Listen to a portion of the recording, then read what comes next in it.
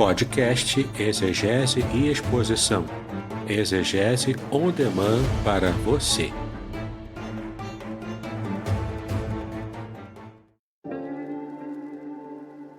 Shalom!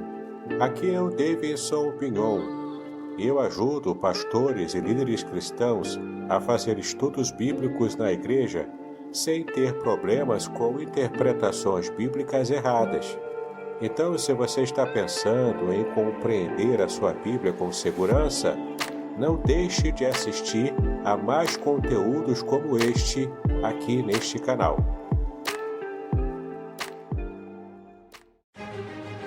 Prepare-se para uma jornada única e transformadora. Nas 346 páginas deste livro emocionante, Davidson Pignon mergulha nas profundezas do Salmo 91, revelando segredos escondidos na língua original hebraica, palavra por palavra, versículo por versículo, com linguagem simples e conteúdo profundo.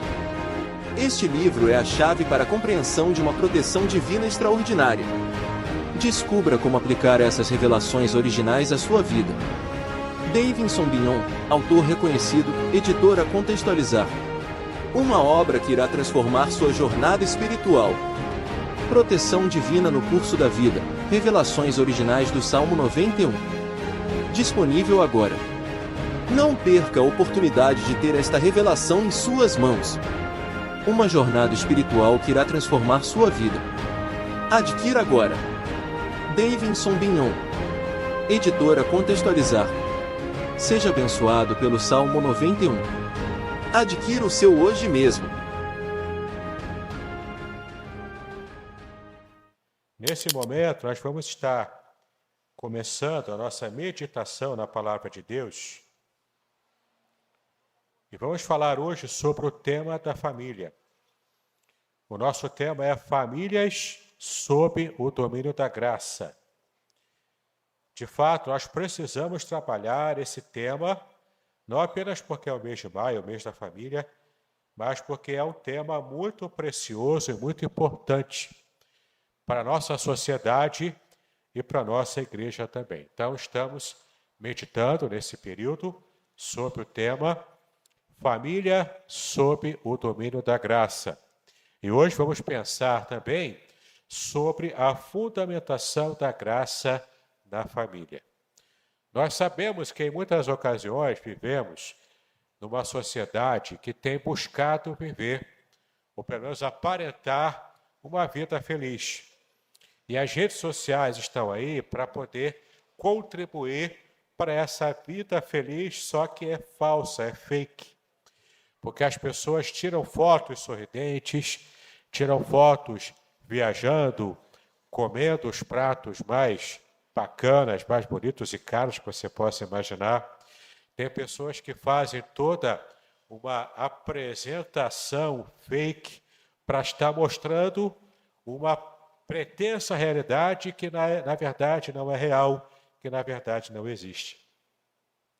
E muitas famílias também são apresentadas na internet com aquele sorriso Colgate, aquele sorriso, brilhante, que você acha que, olha, tudo é às mil maravilhas com ele.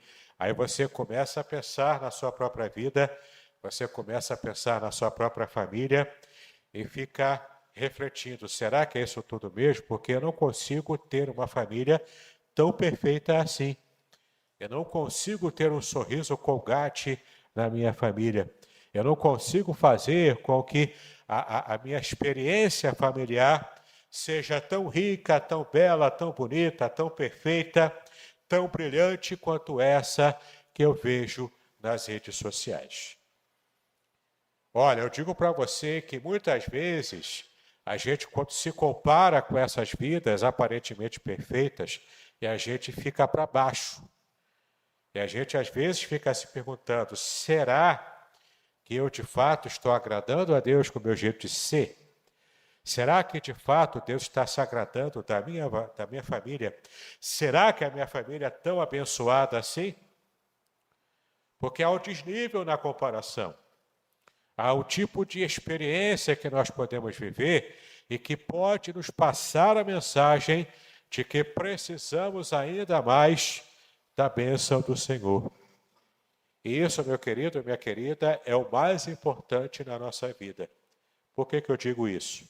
Porque só precisa da graça de Deus na família quem reconhece que de fato é dependente do Senhor. Famílias que se apresentam perfeitas, que olha, tudo é perfeito ali, tudo é muito bonito, tudo é muito belo. Muitas vezes esse verniz de felicidade está apenas tapando o sol com peneira. Está apenas fazendo com que as pessoas enxerguem um aparente teatro, que na verdade espelha uma vida que não existe. Então, nós que reconhecemos a nossa dependência de Deus, sabemos que precisamos da graça do Senhor para termos uma vida familiar realmente significativa, realmente feliz.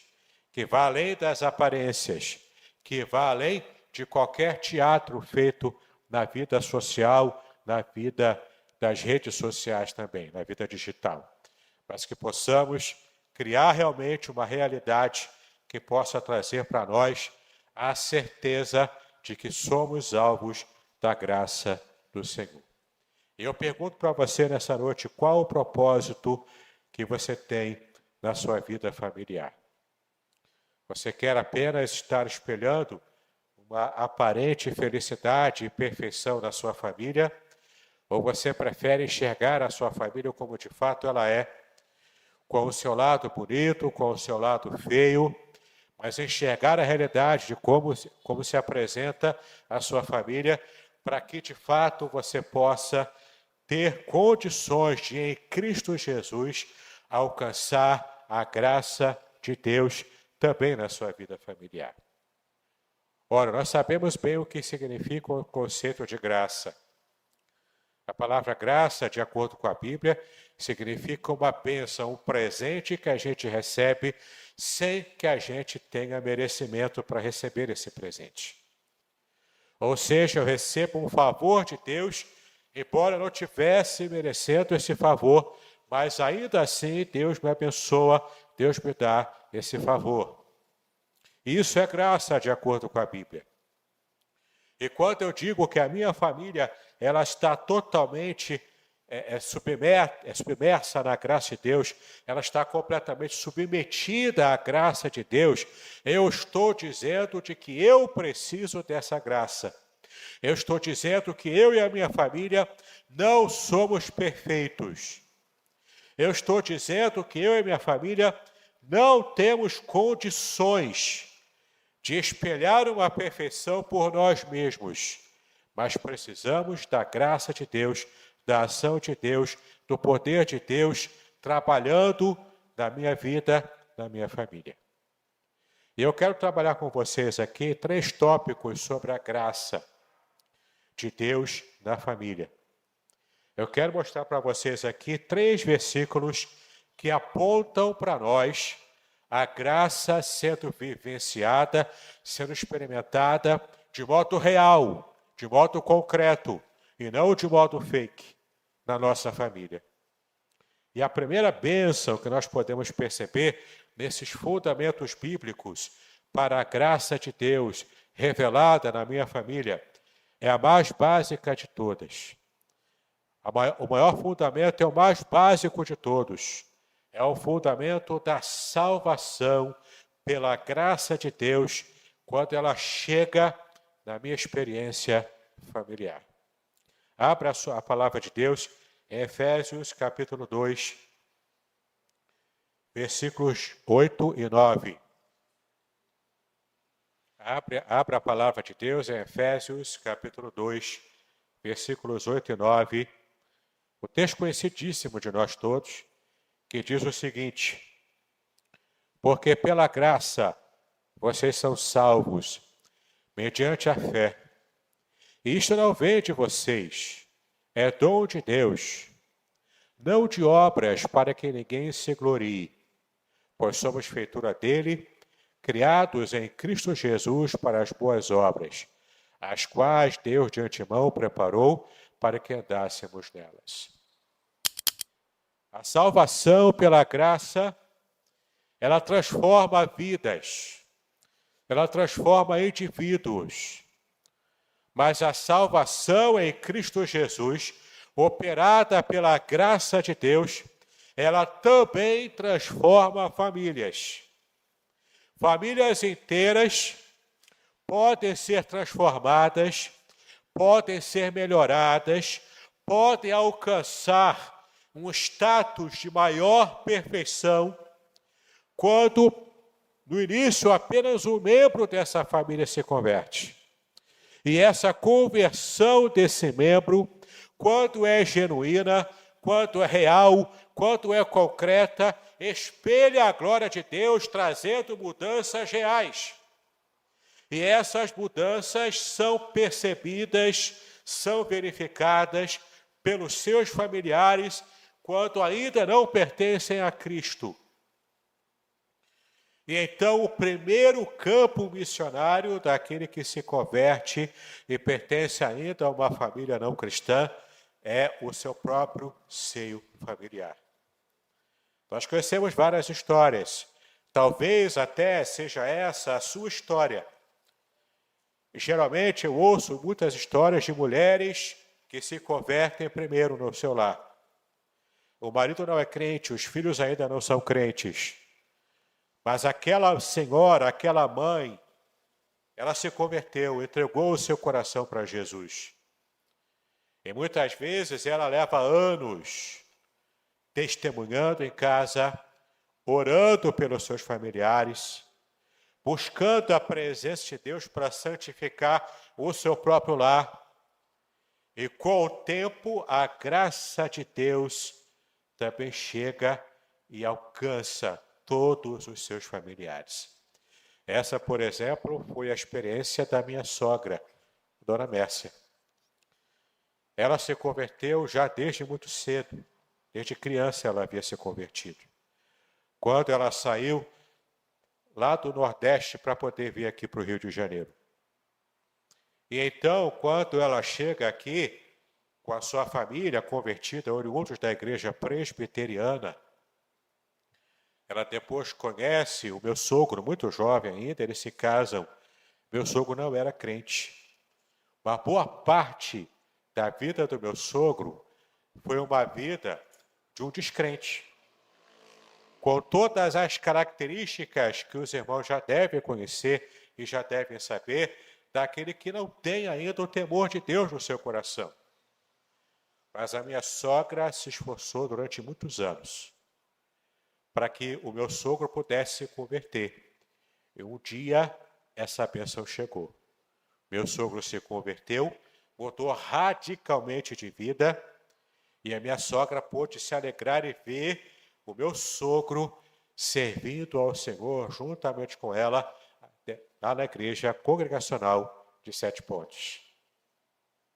Deus recompensou os anos de luta, de dificuldade, de esforço evangelístico dentro do seu próprio lar, até de sabedoria para poder lidar com situações difíceis, de uma situação como essa, de ela sendo a única cristã praticamente dentro do seu seio familiar. Não é fácil, mas essa é uma história muito comum e muito conhecida na experiência de muitos irmãos. A minha experiência de conversão foi quando eu e meu irmão Vinícius, só mais tarde que nasceu o meu terceiro irmão, Leandro, eu e meu irmão Vinícius convertemos muito cedo, na pré-adolescência, num trabalho infantil feito pela igreja congregacional de Vila Paraíso, numa rua perto da nossa casa, ali no Porto Velho. E naquele momento, quando eu e meu irmão nos convertemos, nós levamos o evangelho também para os nossos pais. Então, meu pai e minha mãe também se converteram, indo à igreja congregacional de Vila Paraíso, por influência minha e do meu irmão.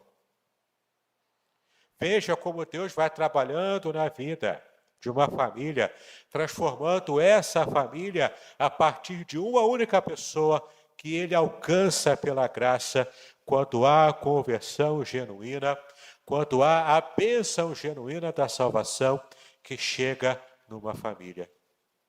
Tantas famílias podem também testemunhar do exemplo de salvação, do exemplo de vida transformada através de um único ente querido. Uma única pessoa que é alcançada pela graça de Jesus pode transformar uma família inteira para a glória de Deus. Meu irmão, minha irmã, eu quero que essa seja a experiência da sua vida. Você hoje pode ser usado por Deus para transformar todos os seus parentes para Cristo Jesus. Você pode testemunhar, você pode falar, você pode pregar, você pode orar para que todos os seus familiares sejam alcançados para a glória de Deus.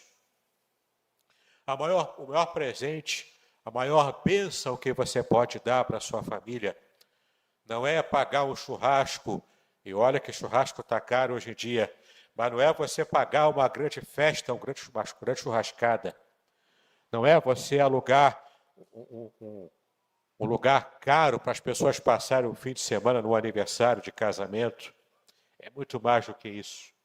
É muito mais do que você abençoar os seus familiares com uma festa, com algo desse tipo. Mas é muito mais do que isso. É você trazer a salvação em Cristo para a sua família, através da sua pregação, através também da sua experiência com Cristo. O preço a pagar às vezes é alto, mas sim, a graça de Deus manifestada na sua família começa pela graça de Deus manifestada na sua salvação individual. Você quer a bênção de Deus na sua vida, na sua família? Primeiro, entregue o seu coração ao Senhor Jesus. Entregue completamente o seu coração a Cristo, sem nenhum tipo de reservas. Então a graça de Deus fará com que a sua família seja uma família também agraciada, abençoada, salva por Cristo Jesus. Amém? Faça isso, testemunhe no seu seio familiar. Fale de Jesus. Viva o Evangelho. Demonstre que a salvação em Cristo Jesus muda radicalmente para melhor a vida de todo aquele que se apresente a Ele. E é claro, sempre que possível, convide o seu familiar descrente para estar vindo à igreja, para ouvir o coral Conjunto Maranata, para ouvir a mensagem pregada, para ouvir os nossos adolescentes cantando. Traga visitantes, traga familiares aqui em nossos cultos. É um ambiente familiar, é um ambiente abençoador, é um ambiente onde Deus vai trabalhar. E a vida do seu familiar pode ser radicalmente mudada para melhor, através da atuação do Espírito Santo, usando a sua vida, usando a sua influência. Faça isso em nome do Senhor Jesus e você vai experimentar, sim, a graça de Deus se espalhando, abençoando, tomando a sua família. Isso vai ser uma alegria tremenda para a sua vida, em nome do Senhor Jesus Cristo. Além disso, eu quero também convidar você a abrir a palavra de Deus em Provérbios, capítulo 22, versículo 6. Provérbios, capítulo 22, versículo 6. E esse texto nos diz o seguinte. Provérbios 22, versículo 6. Ensine a criança no caminho em que deve andar, e ainda quando for velho, não se desviará dele. Esse é um princípio tremendo também, o segundo princípio importantíssimo para que a nossa vida familiar seja alcançada, seja submetida à graça de Deus. É quando nós aprendemos a educar os nossos filhos debaixo da graça do Senhor. É outra situação que também é difícil, especialmente na sociedade atual. Porque toda a cultura social de hoje em dia ela vai lutar, ela vai compartilhar com você valores que não são valores cristãos. Essa sociedade, através de desenhos animados, de filmes, de minisséries, de séries da Netflix, de filmes do cinema, querem impactar a infância, a adolescência, a juventude, querem impactar a nossa mente, transbordando a nossa mente e o nosso coração de valores que são contrários à palavra de Deus. Criando tramas em novelas, em séries, em filmes, em desenhos animados, tramas que vão fazer com que você esteja assumindo o papel de quem torce para que o lado errado vença. Ora, se o tema é adultério, você torce para que os adúlteros terminem juntos. E aquele casamento fique para trás, seja jogado no lixo.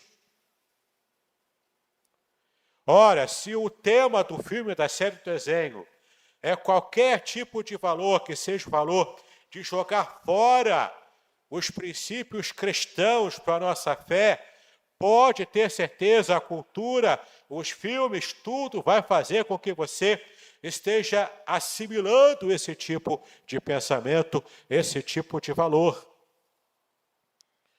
E nós podemos sim assistir os filmes, as séries, os desenhos, mas precisamos assumir um papel crítico quando consumimos esse tipo de entretenimento. Mas uma criança não tem uma mente crítica para poder perceber se tem alguma coisa errada no desenho. Mas você, como pai, como mãe, é o seu dever educar o seu filho, a sua criança, até mesmo assistir os desenhos que ele gosta de assistir, para você saber o que é que está se passando ali. Eu não sei se vocês sabem, mas há pouco tempo foi denunciado um desenho, se não me engano, francês, um desenho que fazia apologia ao suicídio para criança. Criança de 4, 5 anos de idade. Estava influenciando ao suicídio. Tem um desenho, até há pouco tempo, feito por Tim Burton, aqueles desenhos feitos de massinha, né? Massinha animada. A Noiva Cadáver. Já ouviu falar? Ali tem todo também um tipo de apologia a essa questão da morte, da depressão, do suicídio. Querido, a gente não pode pensar que isso tudo é feito sem querer, de modo inocente. Não é. Há uma ação demoníaca querendo destruir as nossas famílias. Há uma ação espiritual contra o projeto de Deus, que é a família humana. E cabe a nós, cristãos, eu que não sou pai, mas vocês que já são pais, cabe a cada um de nós educarmos as nossas crianças debaixo do princípio da palavra de Deus. E tem um detalhe muito interessante nesse versículo de Provérbios. Observe o detalhe, Provérbios 22, versículo 6. Ensine a criança no caminho em que ela deve andar. Por que no caminho? Porque você tem que caminhar juntamente com ela. Não basta o pai e a mãe ficar sentado ou deitado eternamente em berço esplêndido, vendo televisão, vivendo de qualquer jeito e apontando, ó, meu filho, vai para a igreja, ó, minha filha, segue lá os adolescentes. Não basta você, como pai, como mãe, apontar de longe o caminho que o seu filho deve andar. Não, você precisa ser modelo para ele. Você precisa ensiná-lo pelo exemplo. Você quer que ele caminhe nos caminhos do Senhor, então você também precisa caminhar nos caminhos do Senhor junto com ele. Porque os nossos filhos aprendem mais com os nossos exemplos do que muitas vezes com as nossas palavras. Quem ensinar a sua criança a andar no caminho do Senhor, dê o primeiro passo nesse caminho. e a sua criança vai seguir as suas pegadas no caminho da fé. Não basta você ficar simplesmente apontando o caminho certo, falando o que é certo. A sua criança vai seguir o seu exemplo.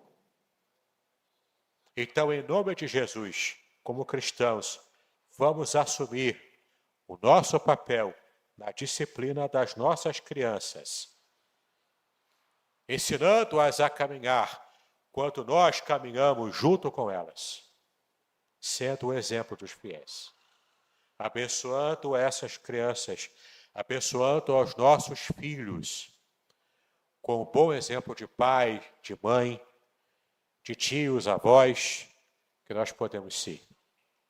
Isso significa influenciar positivamente o ambiente em que nós estamos inseridos. Da família que o Senhor nos deu para cuidar, temos que aprender a cuidar de todos eles.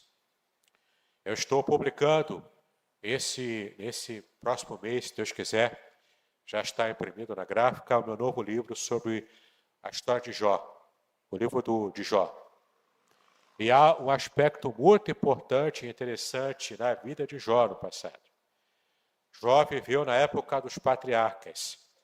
Muito provavelmente Jó não era sequer judeu. Jó não conhecia o Senhor, pelo menos tradicionalmente. Mas ele tinha sim um relacionamento com Deus, apesar dele ser edomita, muito provavelmente. Ele era de Edom, que era uma nação antiga pagã, dedicada a deuses falsos. Mas Jó, de alguma forma, de algum jeito, ele conhecia o Senhor. E uma característica muito importante na vida de Jó, ele era um homem perfeito, ele era um homem digno da fé que ele carregava, ele era um homem temente a Deus, ele era um homem íntegro, a Bíblia diz, o próprio Deus dá testemunho disso na vida de Jó. Então, uma característica dessa perfeição de Jó é que Jó constantemente estava atento aos seus filhos. Os seus filhos, como filhos de pai rico, possivelmente até um comerciante famoso, rico, muito bem-sucedido na sua época, um homem muito rico, e esses filhos viviam fazendo festas. Cada um fazia festa na casa do outro, era uma grande festa, era uma felicidade só. Por que Jó tinha essa preocupação de estar fazendo periodicamente, de ciclo em ciclo de festas? Ele sozinho, como sacerdote do seu lar, ele fazia sacrifícios e clamava a Deus em favor dos seus filhos. Porque pairava no coração de Jó a dúvida de que possivelmente os seus filhos estivessem blasfemando contra Deus ou fazendo alguma coisa que estivesse entristecendo e afastando o coração de Deus da sua família. Alguma coisa Jó estava percebendo no dia a dia dos seus filhos. Isso trazia preocupação ao coração dele. Ele estava atento, ele estava preocupado, ele não estava passivo às suas atribuições como chefe espiritual do lar. Pelo contrário, ele agiu de modo bastante coerente com a fé que ele professava. Ele então colocava periodicamente a sua família na presença de Deus. É claro que essa atitude não impediu que a família de Jó fosse atingida pela calamidade. Mas é claro, isso não invalidou a atitude correta de Jó com respeito à sua família. Nós, quando nos convertemos, nós, quando assumimos o nosso papel como sacerdote do nosso lar, como educadores dos filhos, isso não impedirá que dificuldades se apresentem. Isso não vai, de modo algum, ser um empecilho para que o diabo não nos ataque. Não. O ataque pode vir, mas quando estamos em Cristo, quando somos sacerdotes do lar, quando a nossa família está em plena cobertura espiritual que Deus nos dá, nós podemos ter a certeza de que vamos enfrentar os problemas com muito mais coragem, com muito mais possibilidade de vitória, com a bênção do Senhor sobre nós e sobre a nossa família. Então, siga assim o exemplo, o bom exemplo do patriarca Jó no passado. Tenha um papel ativo no sacerdócio, na vida espiritual da sua família, especialmente se você é pai, se você é o chefe do seu lar, se você é chefe do seu lar e é cristão. Cabe a você, meu irmão, aqui eu falo para os homens mesmo, cabe a você, meu irmão, assumir o seu papel como sacerdote espiritual da sua família. Por preguiça, por vergonha, por desleixo, não fique empurrando para sua esposa o dever de cuidar da vida espiritual do seu lar. Não, esse é o seu dever. A sua esposa te ajuda nesse propósito, porque, em tese, ela está há mais tempo cuidando da sua criança do que você, que precisa sair para trabalhar todos os dias. Mas entenda uma coisa, lá no fim da ponta, na ponta, Deus vai cobrar de você o modo como você, homem, chefe do seu lar, como você lidou com a vida espiritual dos seus filhos, da sua própria esposa e a sua própria vida espiritual também. Não delegue essa função é sua. Entendeu? Então, o primeiro princípio é nós estarmos abertos à salvação de Deus, que começa no plano individual e depois abençoa e atinge a nossa família, trazendo bênção, trazendo graça, trazendo felicidade. O segundo princípio espiritual é estarmos aprendendo a educar os nossos filhos no caminho da graça de Deus. E a graça do Senhor vai atingir você, vai abençoar você, vai abençoar a sua família. E você vai se sentir completamente protegido pelo Senhor. Isso é a promessa de Deus, quando você se apresenta diante dele. E por fim, o último texto que eu quero abrir com os irmãos está em Colossenses. Colossenses capítulo 3, versículo 13. Colossenses capítulo 3, versículo 13. É o último princípio que veremos nessa noite para alcançarmos a graça de Deus em nossa família. Colossenses 3, 13, que diz o seguinte: suportem-se uns aos outros e perdoem-se mutuamente. Caso alguém tenha motivo de queixa contra outra pessoa, assim como o Senhor perdoou vocês, perdoem também uns aos outros. Talvez esse seja o maior desafio na vida familiar. Sim, aqui o texto fala sobre suportarmos uns aos outros. E aqui, claro que o contexto aqui ele se refere à família cristã, a família espiritual da igreja. Mas a sua família física não está longe desse princípio também. Suportarmos uns aos outros significa aguentar certas situações difíceis do dia a dia. Aguentar, minha irmã, aquele seu marido chato que tem um chulé terrível quando tira o sapato e chega em casa. Pega o seu polvilho antisséptico, passa no sapatinho lá dele e aguenta, porque esse é o seu papel. Entendeu? Tem certas situações difíceis de aguentar. Esse seu maridão também, que toma banho e coloca a toalha molhada em cima da cama.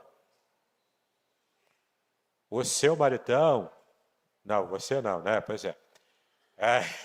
O seu maridão pega a garrafa d'água para beber e depois não enche para colocar na geladeira de novo. E para as mulheres, será que tem reclamação delas também? Será que os irmãos aí têm reclamação de suas esposas? Não fale, porque se você falar, você vai apanhar quando chegar em casa. Não é? Todo mundo tem situações no dia a dia que precisa de conserto, precisa de conversa, da temível DR, precisa fazer DR de vez em quando. Para quem está perdido na casa do pai, significa que você está discutindo a relação. DR é isso, discutir a relação. Mas discutir no bom sentido, viu? Não é sair no tapa não, né? É discutir de verdade, porque o segredo que a mulherada usa aí, agora eu vou entregar o segredo de vocês, é bater no marido com toalha molhada. Dói para burro, mas não deixa marca. Entendeu? Pena que o homem não pode usar a Maria da Penha, né? Se pudesse usar, ficaria difícil para vocês, irmãs aí. Né? Mas olha só, antes que pense que eu estou dando dicas aqui, não faça isso em casa. Isso é pecado.